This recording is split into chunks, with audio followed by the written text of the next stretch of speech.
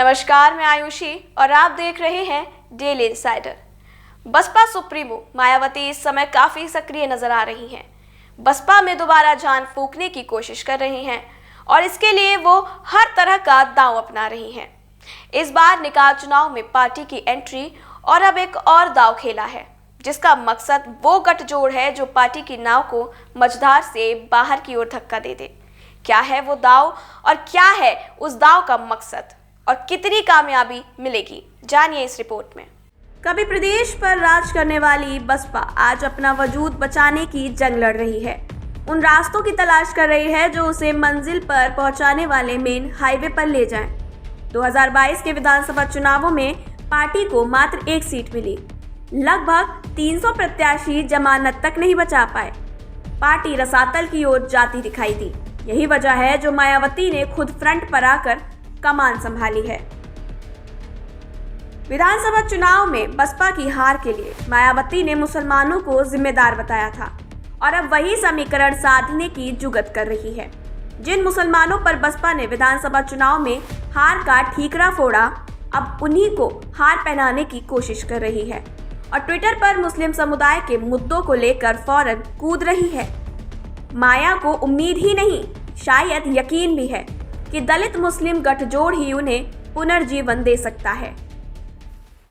उत्तर प्रदेश में मदरसों के सर्वे को लेकर सियासी घमासान जारी है। विपक्ष लगातार सरकार पर हमलावर है। उत्तर प्रदेश की पूर्व मुख्यमंत्री और बसपा सुप्रीमो मायावती ने भी ट्वीट कर सरकार के ऊपर तंज कसा है और इसके साथ ही उन्होंने उत्तर प्रदेश के सरकारी स्कूलों पर भी ध्यान देने की बात कही है।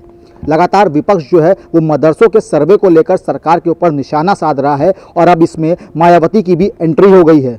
राज्य में चर्चा में चल रहे मदरसा के मुद्दे को भी उठाया था। बसपा सुप्रीमो ने राज्य सरकार से सवाल किया था कि सर्वे में मिले 7500 गैर मान्यता प्राप्त मदरसों को मान्यता देगी या नहीं। मायावती ने बताया था कि उनकी सरकार में 100 मदरसे यूपी बोर्ड से जुड़े हुए थे। इसी मुद्दे पर बीते कल माया ने पहले कांग्रेस को लगातार 2 ट्वीट कर निशाना बनाया तो अगले पर बीजेपी को।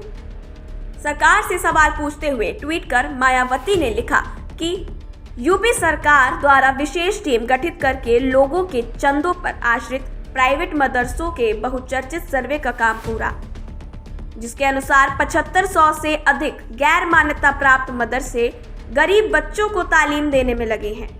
ये गैर सरकारी मदरसे सरकार पर बोझ नहीं बनना चाहते, तो फिर इसमें दखल क्यों? जबकि सरकारी मदरसा बोर्ड के मदरसों के टीचर व स्टाफ के वेतन आदि के लिए बजट प्रावधान हेतु खास तौर से सर्वे कराया जाता है।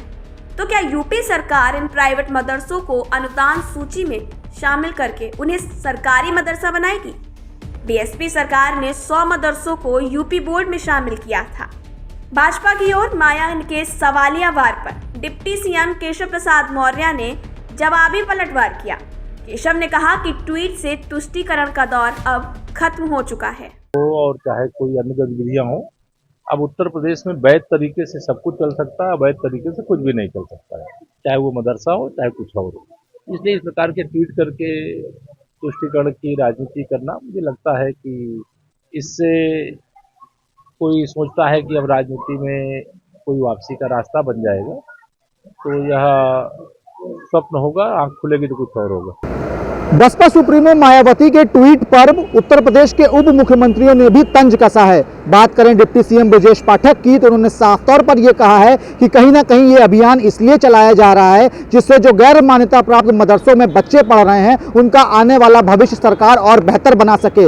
वहीं अगर केशव प्रसाद मौर्य की बात की जाए तो उन्होंने भी साफ तौर पर यह कहा है कि भाजपा मदरसा विरोधी नहीं है। अगर बिना मान्यता प्राप्त स्कूल भी चल रहे हैं तो उनके ऊपर भी कार्रवाई की जाएगी। बहरहाल मदरसे सर्वे का काम लगभग पूरा हो चुका है और 15 नवंबर तक सभी जिलाधिकारी शासन को रिपोर्ट सौंपेंगे और देखने वाली बात यह होगी कि आखिर आगे आने वाले समय में सरकार इन मदरसों को क्या सहूलियत देती है। अनुराग के साथ अभिषेक पांडे, डेली इंसाइडर, लखनऊ। फिलहाल वार पलटवार का दौर चलता रहेगा, लेकिन इस दांव से माया मुस्लिमों को रिझाने की कोशिश में लगी हुई है। इसमें कामयाबी कितनी मिलेगी, इसकी तस्वीर आने वाले निकाय चुनाव में साफ होती दिखाई देगी। Bureau report, daily insider. UP और देश दुनिया की तमाम ताजा तरीन खबरों के लिए गूगल प्ले स्टोर से आज ही डाउनलोड करें हमारा तेजी से उभरता न्यूज ऐप डेली इंसाइडर।